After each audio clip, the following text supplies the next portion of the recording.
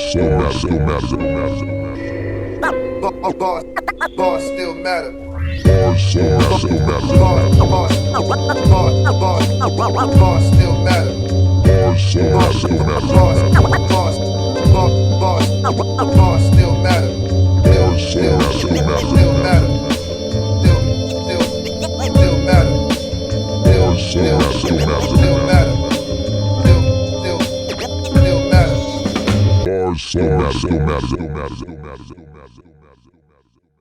What's going on? This is Barz Still Matter podcast. You already know what it is, man. I'm bringing y'all this platform.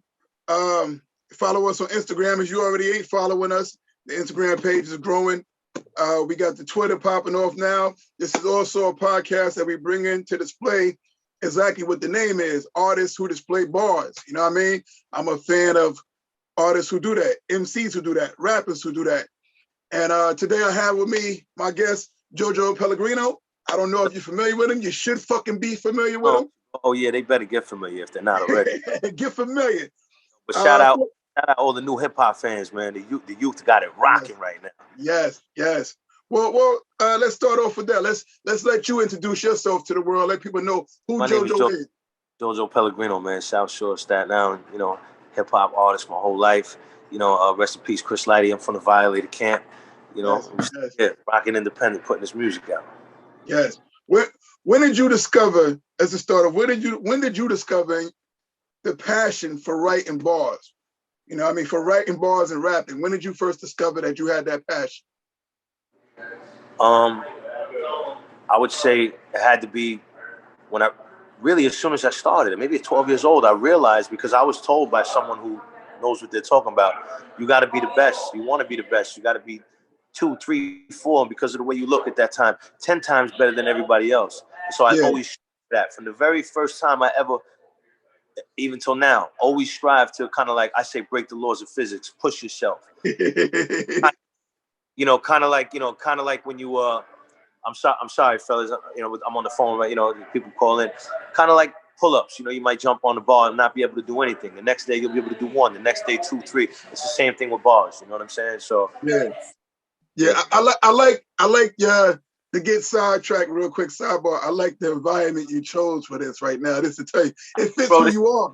This is how I kick it. You know what I mean? Don't get. You're in your zone. You're in your element. This is not all I am, and this is my element, but I spent my whole life on the other side of the island in all these hoods throughout New York because, you know, living the hip-hop thing and my friendships and relationships, that's how I came up socially. But yeah, I'm from this, and this is who I am, you know what I mean? So this is how we kick it every day over here.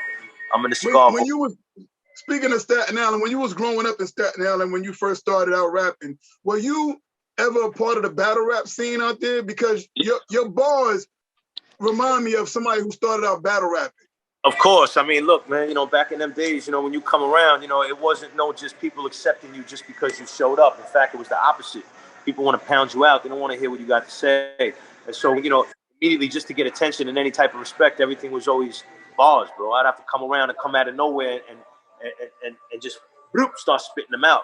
When you don't know nobody in the room. All right, let's talk about that. A lot of these rappers go through that. We all go through that. That first time that you pull up when you were a kid or whatever, and it's you getting ready to, you know, it's almost like punching somebody in the face, man. You getting ready to do this for the first time in someone else's environment where they're at. This is you by yourself.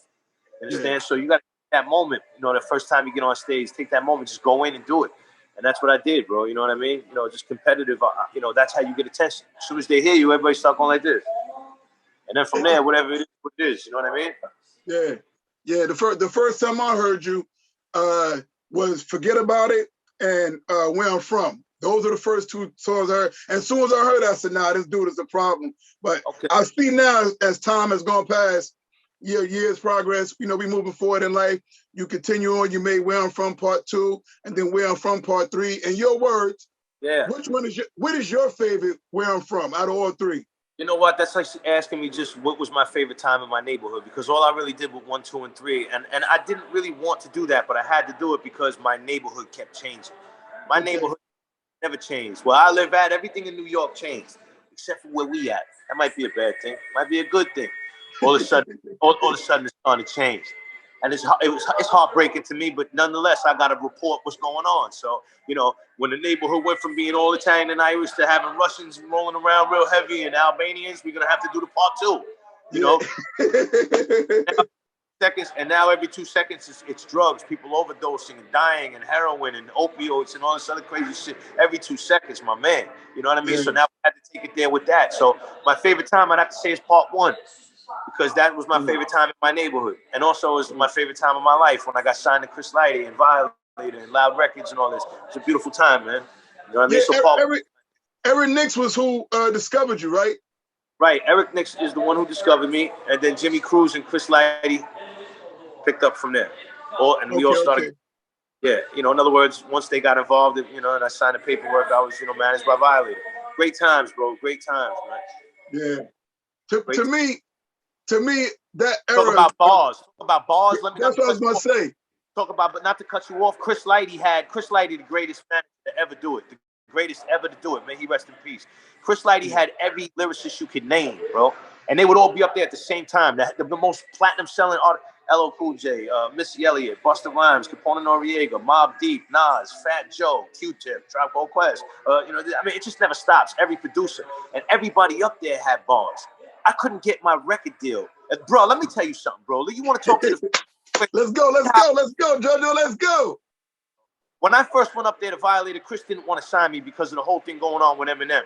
All right, it was beautiful and it was great, but the culture was like, what the fuck is going on? Like, they got sucker punched from the side, didn't know what's going on.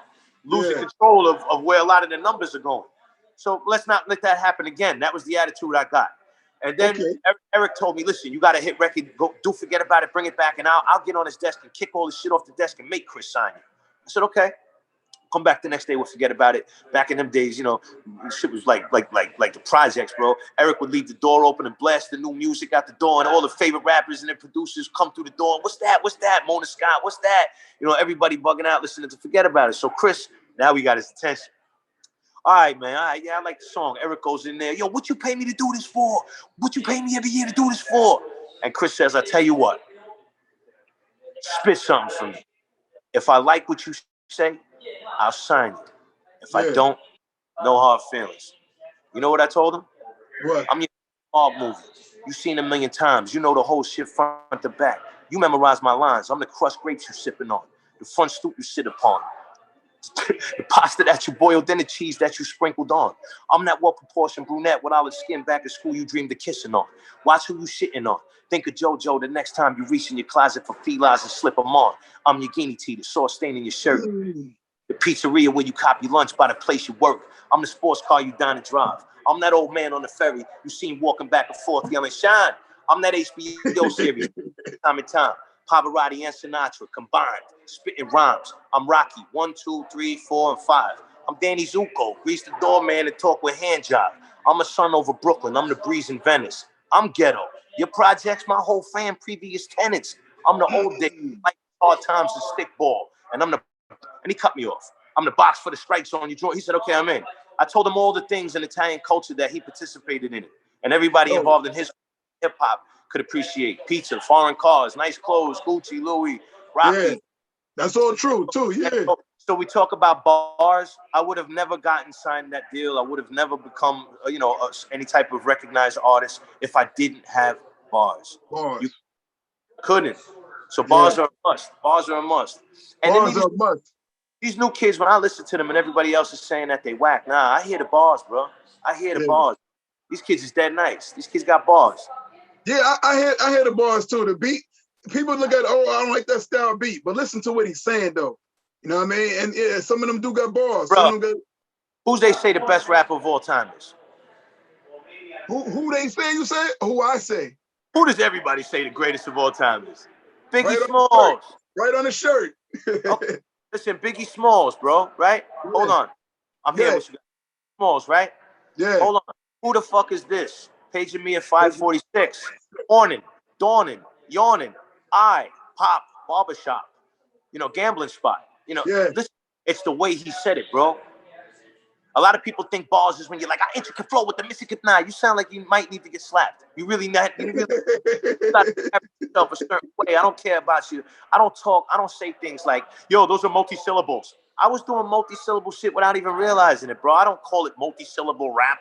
Yo, that was a cool scheme. It wasn't a rhyme scheme, bro. It was a rhyme. Like, I don't break it down like this is some sort of, I don't get technical with it and try to make like this came up in a school somewhere, bro.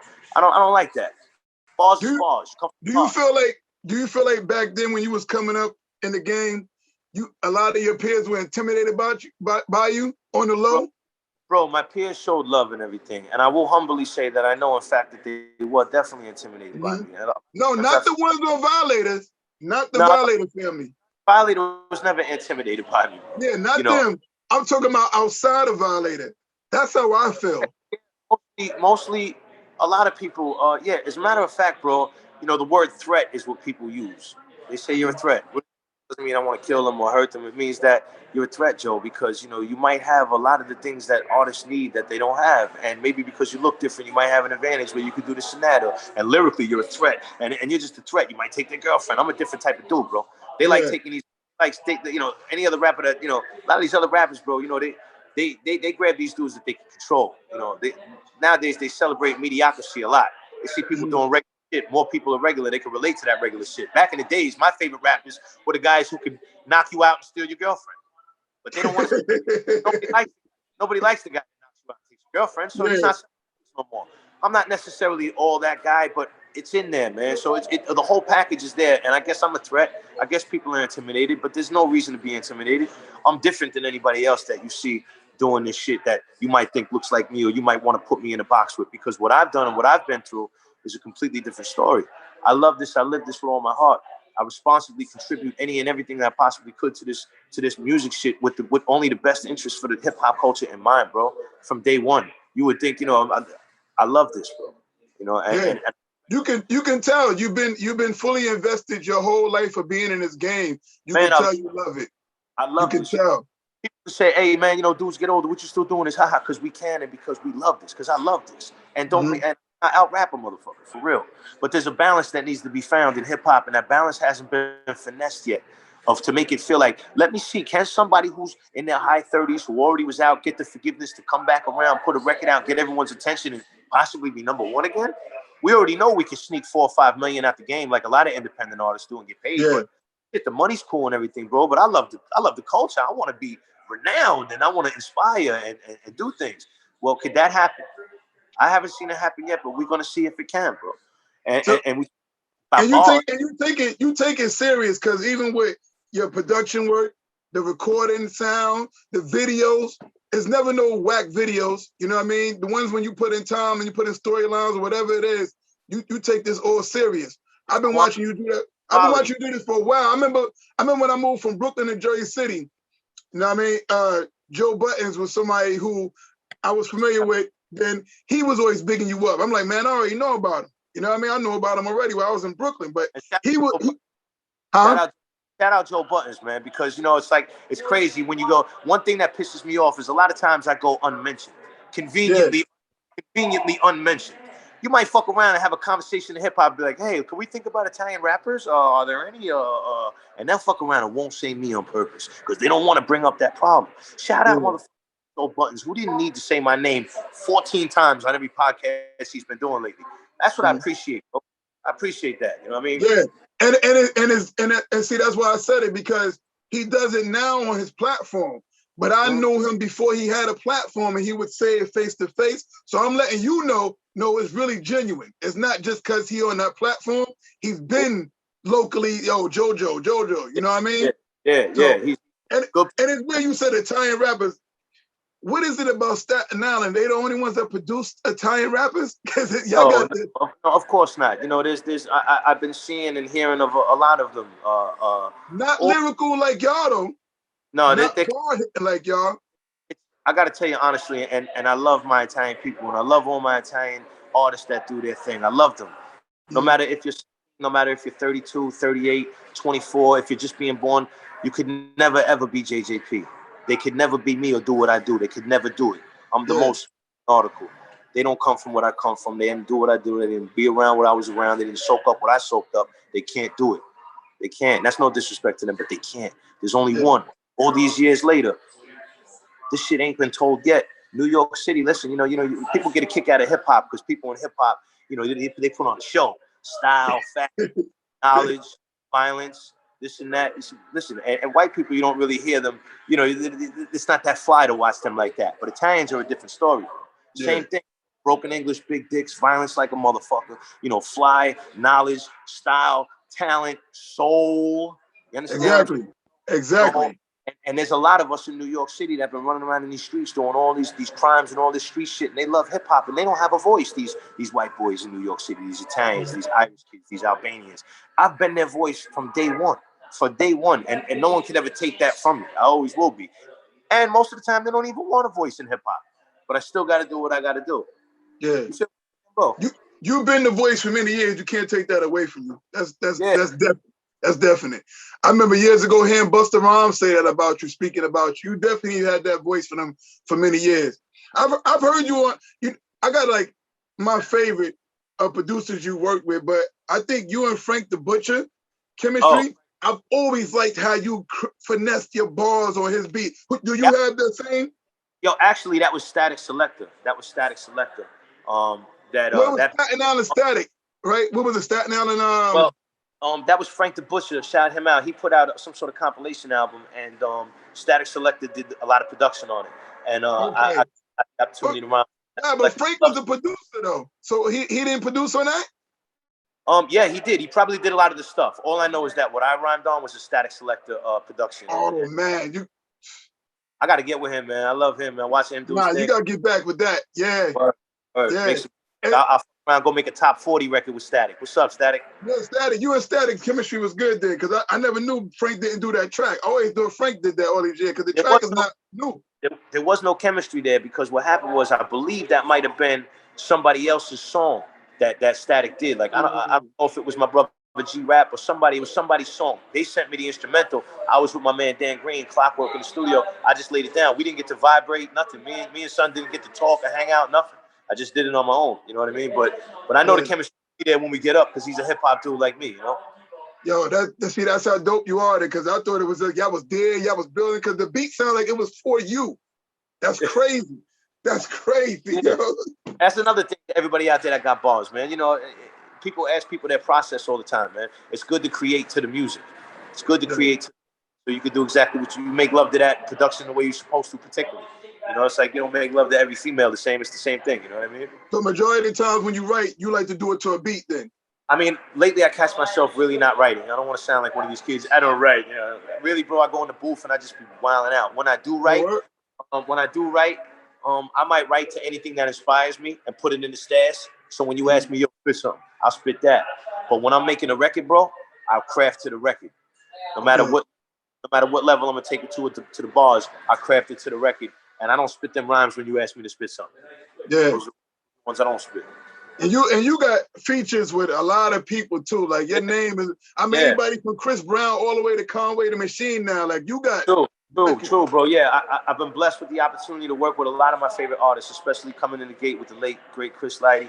And even now to this day, man, I'm still working with a lot of dudes. You know, on my album I have OT the Real. Shout out OT the Real. You know, I believe in him. Nice.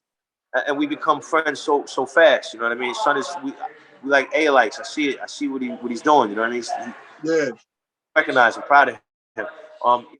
Nems, Gorilla Nems is on the joint. Conway's on the joint. Raekwon Ghost is on the joint. Lou the Human. You want to talk about bars? Do you know who Lou the Human is? They put the people on to him because he's nice too. Lou the Human is my man. Okay, Lou the Human is from my hand, Staten Island, but don't put him in that box because he is man. This kid is like, he was once described to me as the artist of a generation. And I believe that's what he is. You want to hear bars from somebody young? That's dope. That's dope. Yeah, everybody knows who he is in the game. Eminem knows who he is. Jay-Z knows who he is. Everybody knows who he is. You know? Check. He's on my album. When the album dropping? I'm going to do it in about like 9 weeks, bro. Okay. You know, you can't just drop it, bro. You gotta, there's gotta be a little promo in there. So I've been doing a lot of stuff, getting that situated right now, so I don't mess up. And I'm gonna drop it. I would say 6 to 8 weeks. The album's been done, bro. Real talk. I've been trying to put the business plan together to make sure I don't make mistakes, and this stuff actually resonates with the fans and your listeners and everybody that can say, "Oh, I knew Joe's album was out." What good is it if it's, Joe, you heard my album? I didn't know you had an album out. A year later. I don't want that, bro. you know, like you said before, people know you, Joe. Hip hop, they know you. I gotta what's the word? Stimulate. I gotta stimulate the culture again and let them know I'm here. Yeah. And Reintroduce yourself. Reintroduce yourself. 100%, bro. Yeah. You know? Yeah. I've been noticing on your Instagram too, your promotion too as well. So I see what you're saying. Cause like you tease with the video before you drop the video. You know what I mean? So you let people know it's coming. So you're Yeah. Is it harder or is it easy when you're independent and you're doing everything on your own like that? Bro, first and foremost, you know, there's a lot of things that need to be done when you're independent, and I'm not even doing them because they're not easy things to accomplish. A lot of this shit costs $275,000, $180,000, $20,000. Things are a lot of money, bro. Okay, so it's easier being signed to a label naturally, but in the long run, it must be very rewarding when you actually aren't able to do what you want to do, right? Yeah. Independently and win. Well, I hear a lot of these new young rappers now. You know, they independent, they get rocking and rolling, like Dolph, right? And now the major labels come at him, and he's like, I would never sign him with major, and he's making millions on his own. A lot of people do that. That is the grand scheme of things. But these guys have had people put 300, 400, 500,000 into them, $1 million into them. That's what it is, bro. You know, it's crazy because radio still makes stars. If it was up to me, and if I was doing the right thing independently, I would have the type of money where I could create a radio budget for myself and get stuff out there. So right now, I'm actually, I would say, just like a lot of other independent companies and artists, I'm actually a struggling independent company and artist, trying to put the pieces together. I know just what to do. I just, you know, I know how to drive a Ferrari, bro, but I ain't got one. You understand what I mean? So we gotta. It's the same thing, bro. You know what I mean? You can't tell you don't have one. Well, yeah. You know, I always stay looking my best, and I do okay, man. I do all right financially and provide for my family and stuff like that. But you know, the main important thing, bro, is like you said, being true to yourself, doing the music from the heart, keeping the bars there, keeping some sort of competitive spirit. You know, listen, when you listen to a lot of these mumble rappers that everyone's always bitching and complaining about, you see these dudes rhyming and letting it out. Half of the time, their shit is more. It resonates and translates more than your most. I'm lyrical and spiritual like a Vietnamese sleeping. I mean, yo, their shit is resonating more. Yeah. You see it in the numbers. So don't. It ain't all just lyrics, bro. You gotta have, you know, the cadence. You gotta have the flow, all that. Because a lot of the times that'll be the shit that'll make you rich. Most of the time. So do you feel like that it could be a situation where sometimes a person could be too lyrical nowadays? Yeah, bro. Of course you can be, bro. Of course, too much of anything is overwhelming and could destruct. You know, at the end of the day, like for me, my whole shit is like I still, when I pick up the pen and I write bars, I want to still be the greatest to ever do it. But I love making music more than I love, you know, making sure I have the best bars. Because if I do is I make sure the bars are always potent and high powered on the record without destroying the vibration of the record. Doing what's needed to be done. But every time you ask me to spit something, no matter where I am, even if I got 30 Pitbull records out, like Pitbull, even if I wind up with records like that out, I promise you, when I spit, it's gonna be a problem. And as long as I could, when you done those records, you done good though. I do, bro, and I thoroughly enjoy that, bro. You know what I mean? Yeah. Listen, no, I love, you know, New York State of Mind from Nas. But I also love Everybody Wants to Rule. Say, you know, all these 80s records. I love music, bro. I love Anita Baker. I love Sade. I love all the soul music. Bro, I love music. I want to make music. You've been featured on other stuff that wasn't just lyrical hip hop, and you've been very comfortable when you've done it and done good on those songs through your time in your career. Yeah. I won't let nobody put me in a box, bro.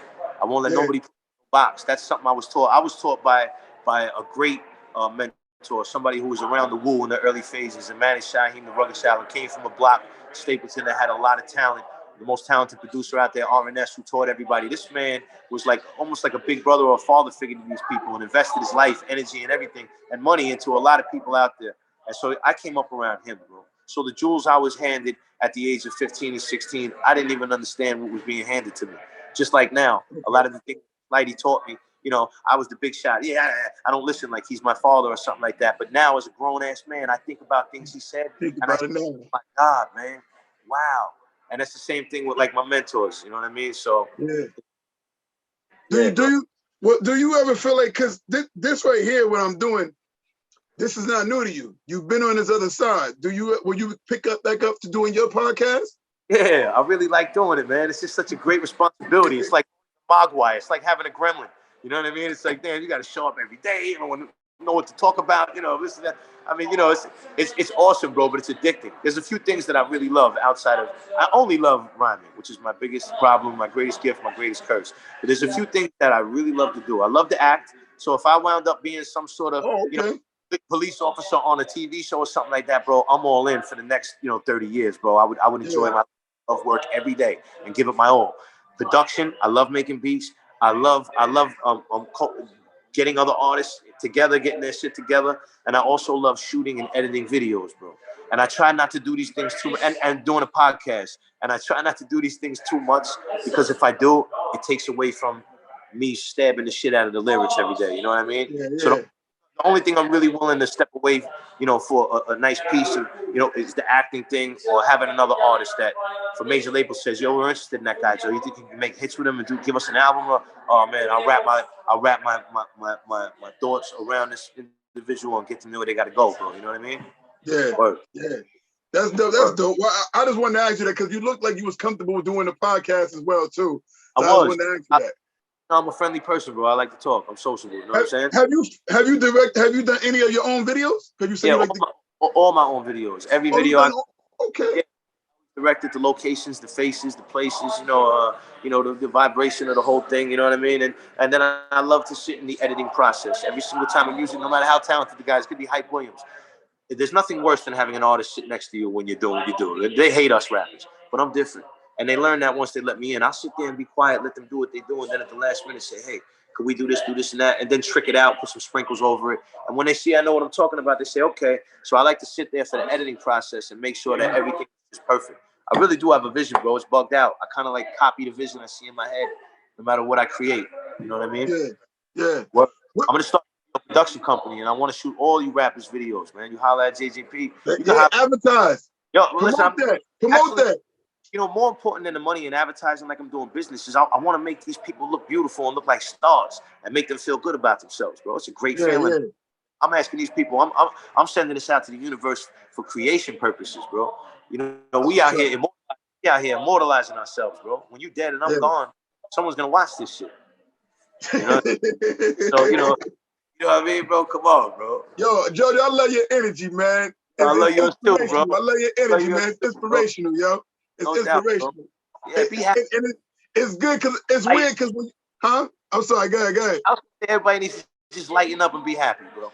Yeah. Well, I mean, but hip hop has been good to you. You know what I mean? Grand Theft Auto, successful businesses. You know what I mean? Hip hop has been good for you, yo.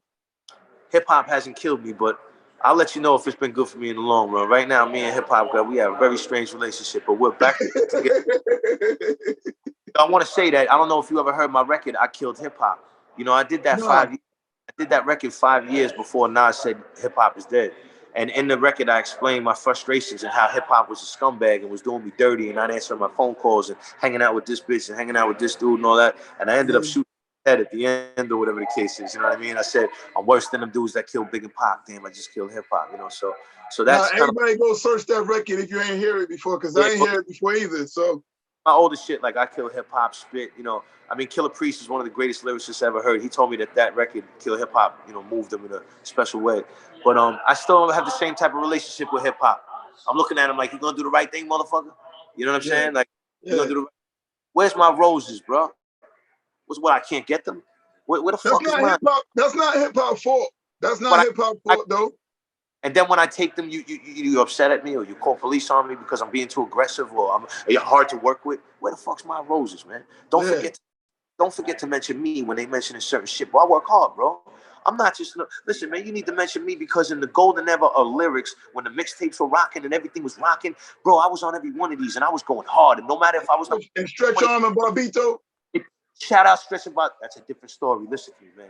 If I was on number 29 or on number 2, when I was moving through the game and my favorite lyricists saw me, they told me on that mixtape, all I listened to was you on there, Joe. You bodied that. And I was getting that every single fucking day, bro. So don't let that intimidate and scare you and say, fuck him, I'm not gonna mention him. You know what I mean? Like, yo, bro, I would love to work with all of these rappers, man. There's no need for people to try to the side and conveniently not mention me. Give me my roses. You won't be upset. We'll make money. But see, that goes back to what I said about, do you feel some have been intimidated? See? I feel like everybody Only is. the only ones that don't give you roses are the ones that were intimidated by you because of what you can do to them on a track. That's how I feel. Well, since you put it like that, then I guess then they have every right to, and they should be and continue to always be intimidated. Because you definitely was a problem. That's me giving you your rose. I heard like I told you, from the very first time I heard you, I said, this dude is a problem. Whatever word it was back then we said instead of problem, I was like, yo, this dude is that he was that. You know what I mean? Always been tapped in. Yeah. Thank you, bro. That's why I felt like that. We just it's like boxing, bro. It's having everything lined up with the training and the readiness to fight at all the times. You know what I mean? I stay at one weight, bro. So I'm ready all the time. I don't shift around and jump. You found the fountain of youth too while you saying that, but go ahead though. Well, let me tell you, bro. I could thank the hip hop culture, and I could thank all the projects and the urban communities that I hung out with my whole life, because these people taught me not to give a fuck. These people taught me to worry the worries. You understand what I mean? Yeah. Enjoy the simple life. Enjoy the time at everything you lost. But hey, man, you got a nice relaxing cigar. Hey, we got this Hennessy, man. Hey, let's smoke something, man. Hey, we here, we joking around, making fun of each other. Life is beautiful as long as you got it. So, you know, I maintain whatever look I have or whatever from just not giving a fuck, bro. I don't worry the worries. I don't stress. I don't have dis-ease, so I'm not moving towards disease. I feel good. You know what I mean? Love it. The young bitches, that other shit. You know what I mean? It's a good feeling, bro. You know what I mean? Yeah. Stay fly. Inspirational too, man. All of us, man, we flyer than the older men were when we were younger. If you went bald back in the days when I was a kid, you grew the hair out on the sides and put it over your head like that. Yo, there's a lot of 50-year-olds running around looking like they're 20. You're right. You're right. Word, bro. Yo, I'm mad because I started picturing people I know like that. Like, yo. Yeah, bro. Yeah, what is that? Which cigar is that you're smoking on there? Yo, this is called a Nica Rustica. Some people pronounce it Nica Rustica. It's a torpedo cigar. It's a dark cigar, and it's relaxing, bro. You know, there's nothing like sitting back and smoking cigars and, you know, just doing your business and doing things like this and your networking and all that. Cigars tend to bring good luck. You can't, pardon me, fellas. Don't worry about it. You can't have a rotten day and then go smoke a cigar unless you're like hooked on it. But when you start to feel the good energy and you go smoke the cigar kind of brings everything to life.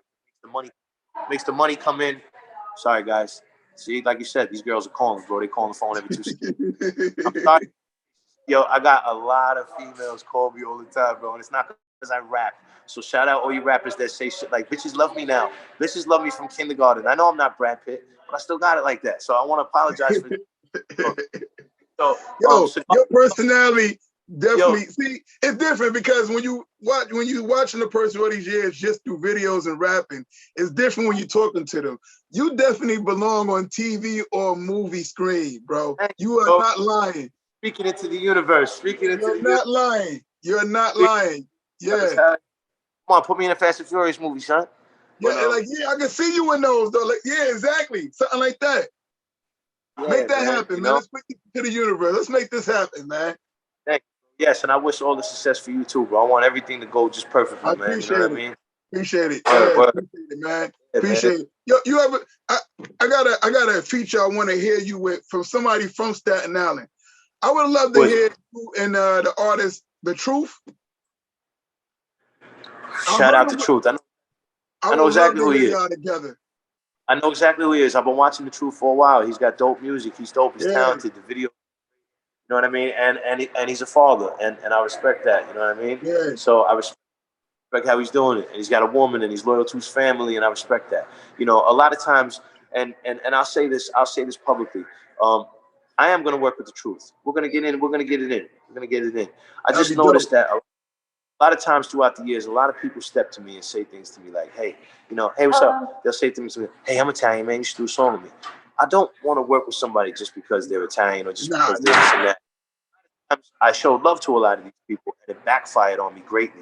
So a lot of times I wait before I just jump in and I work with somebody because the truth is very talented. Now I really kind of know him personally, so I'm just about ready to work.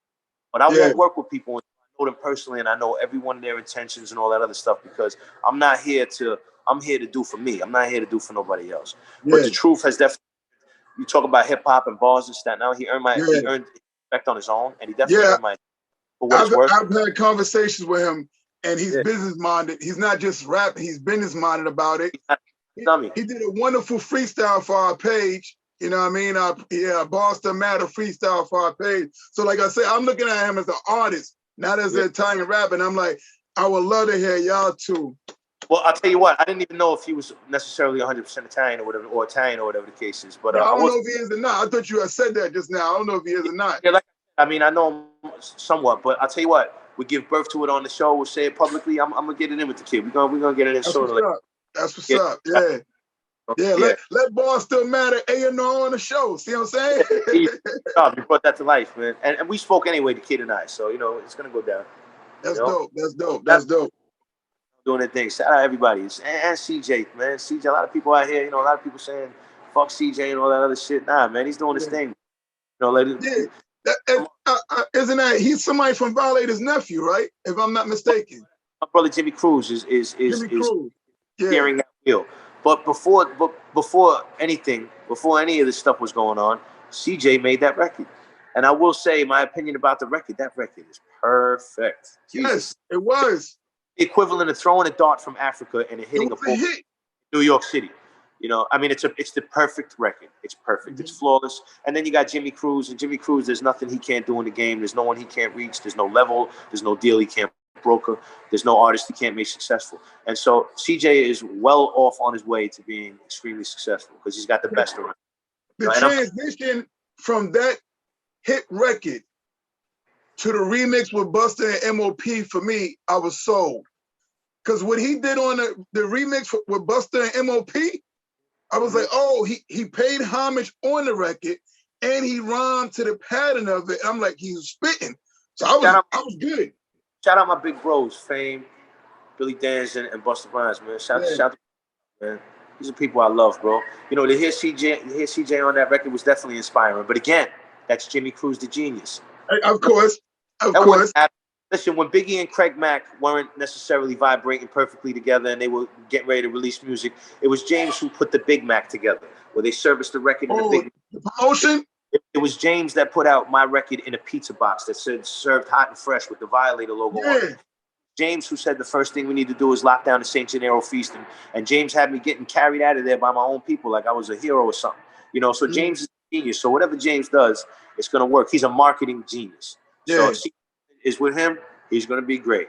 Yeah, because he was behind the whole, not for us to stay on him, but wasn't he the one that was behind the whole 50 Cent water thing? Yeah, so he always been a marketing genius. Out, you know, he's the guy, but he's only following in the footsteps that he was taught from Chris Lighty. When the culture didn't want to cut your LL Cool J's and your Busta Rhymeses and your Missy Elliott's the proper checks no more because they didn't want to pay that money. They wanted to get new artists, and they told Chris sorry. Chris said, "No, you don't tell me sorry." He went and got the money elsewhere from his culture for his culture simply by watching LL licking his lips. He's calling a chapstick company. He's calling Mountain Dew for Busta. We'll get our 10, 20 over there. So that's what hip hop is about, bro. And that's what Chris did. And that's what James learned from Chris. And so what Chris did, what James must have been doing is looking at 50, how he's in shape and how he works out, his regimen, and how he has a boxing routine and all that other stuff, and said, hey, let's get you a vitamin water. And then he brought it to life. Well, guess what? I ain't shocked because that's what he does. You know what I mean? But that was, he did that. So James is just doing what his mentor has done before him and what he's been watching him do. Getting the money elsewhere. Getting the money elsewhere. Can you say that you picked up some stuff from them too in your times? What you mean picked up? Like from absorbed any of the stuff they were doing, and you applied it to what you do now. Any fiber that creates me and makes me what I am is made from whatever I learned around them and other people that I wanted to pay attention to and learn from. So yes, I learned everything from these people. And watching James right now is extremely inspiring because I want to get behind the scenes too, bro. I got an artist that I want to do something special with, bro. I don't want him to be the greatest lyricist neither. I want him to be the biggest Latin sensation out there, like a Mark Anthony. See, this is what I'm thinking. You see, and James Cruz, where he does, where you think I'm gonna bring that project? I'm bringing it over there.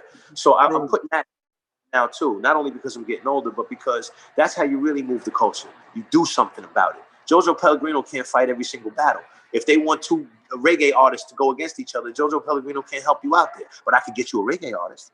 So not every thing calls for me, and I want to contribute more to the culture and bring artists to the table and do big things and do business and let these people know that you want to give me label deals and put money behind me because I'm going to bring you the hottest artists, make the hottest records, have the hottest mixes, the hottest masters, and make the dopest videos. So we're and we will show up and we will pay our taxes for the right thing. So we're ready to go. You know what I mean? So that's the end I got watching them, because I think back and say when I was young and signed to Violator, James and these motherfuckers were like 29 years old doing big. Young. And let me fuck your head up. You know that all them legendary pictures of Al Capone that you see, you know, like this. You know, Yeah. He was 23 years old in all those pictures, pal. Damn.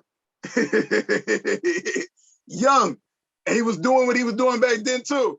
And True. these brothers were in the game doing it from that angle at that age and younger. You know what I mean? Yeah. So of course I want to study them and learn from them. Me, all I'm ever concerned with is bars. That's not the best thing for you, man. You know what I mean? Because there's much more to life. You know what I'm saying? You say you can't fight every battle, but you did a good job fighting the battle in that Reaper song. I'll tell you what, bro, that really wasn't a battle. That was just me poking and saying, hey, how dare all you people in the culture and everybody out there talk about white rappers and really stick to the conversation where in most interviews they're sitting there reaching. Any other white rappers? Are there any other ones? I don't know. Are there any other ones? And then not mention me? Don't mention you. Yeah. Because you're scared? So I just put myself in there. And I got to tell you, Eminem, always had a good relationship with him. I hold the utmost respect for him. I care about him. I actually love him. I want him to win and be successful forever. I never dissed Eminem. I never disrespected Eminem. I didn't say nothing about how he came up or any of his personal business. I poked fun. Just like if he was here right now rapping over there and there was a circle of people going like this listening to him and no one knew me, I would jump in that circle and spit. Does that make me an attacker? Does that make me wrong? Like, this is what hip hop is. That's what bars are about. Exactly. I would work with Eminem. I belong side by side with this kid, you know, doing business. I will never be able to accomplish, nobody will ever be able to do exactly what he did. And while we're talking about him right now, I want to say, you're talking about bars and talking about hip hop and how important bars are. Bars are more important than politics. It's the rawest form. Right now, everybody's trying to use this new sensitive culture. Everybody's all cunty and sensitive, and they want to cancel Eminem for the things that he said back in the days, which were terrible things that they would shut your Facebook and Twitter down for now. But nah, bro, they about to learn the hard way that this world ain't as sensitive and soft as they like it to be. There is no canceling Eminem. And he's got the hip-hop shield that he can hold up that could block anything except for bullets. We haven't figured out how to stop rappers from getting hit from bullets yet. We don't know how to block them yet, but we know how to block the whole sensitive world coming at us. Don't use this word.